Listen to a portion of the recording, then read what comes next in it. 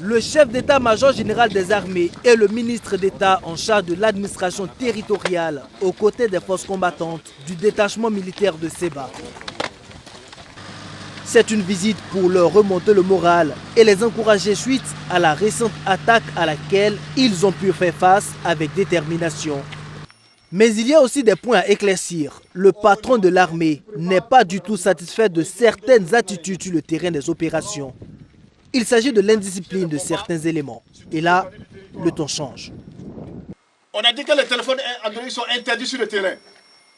Mais on en trouve toujours. Ça, c'est de l'indiscipline monétaire, je ne veux plus voir ça. Merci. Aussi bien au niveau des forces de défense et de sécurité, aussi bien au niveau des VDP. Et justement, le CMGA tenait à s'adresser directement aux volontaires pour la défense de la patrie, VDP, avec qui la collaboration est parfois tendue dans cette zone. Nous devons travailler ensemble, de concert, former un bloc avec la population et les militaires. Oui. Et c'est ensemble qu'on va gagner cette guerre-là. Oui, voilà, c'est le message que je vais vous porter. Actuellement, la guerre prend d'autres dimensions, c'est une guerre de libération. Il y a des attaques sur le terrain, il y a des attaques dans les réseaux sociaux pour démobiliser et décourager les gens. C'est pour ça qu'on dit que les réseaux sociaux là, les messages là-bas sont interdits. Si on voit encore des messages comme ça, on va remonter pour voir qui a fait ça. Et on va sanctionner cette personne-là. Le général Moussa Diallo leur a fait comprendre que la guerre va s'intensifier en 2025. Et ce, de concert avec les pays de l'AES, dont 2 officiers de liaison du Mali et du Niger ont effectué le déplacement avec leurs frères d'armes du Burkina Faso. Preuve pour le CMGA qu'il s'agit désormais d'une seule armée. Après les militaires, c'est au tour des populations de Seba.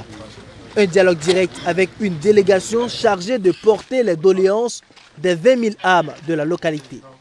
Elles se disent inquiètes concernant la situation sécuritaire de la zone.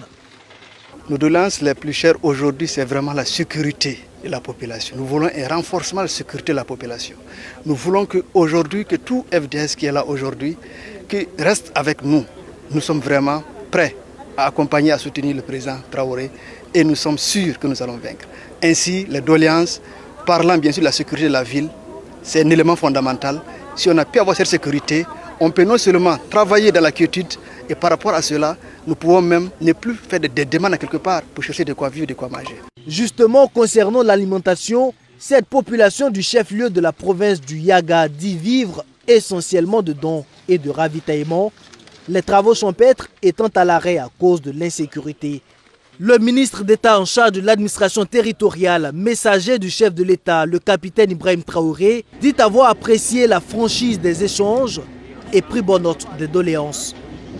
Aux populations, nous avons exprimé le sentiment de solidarité du chef de l'État. Nous les avons encouragés, nous avons reconnu leur résilience et nous avons pris les doléances qui sont pour la plupart déjà prises en compte par les opérations militaires qui se passent actuellement sur les lieux. Le ministre d'État les a invités pour finir à une franche collaboration avec les forces de défense et de sécurité et leur a promis que l'État mettra tout en œuvre pour les protéger.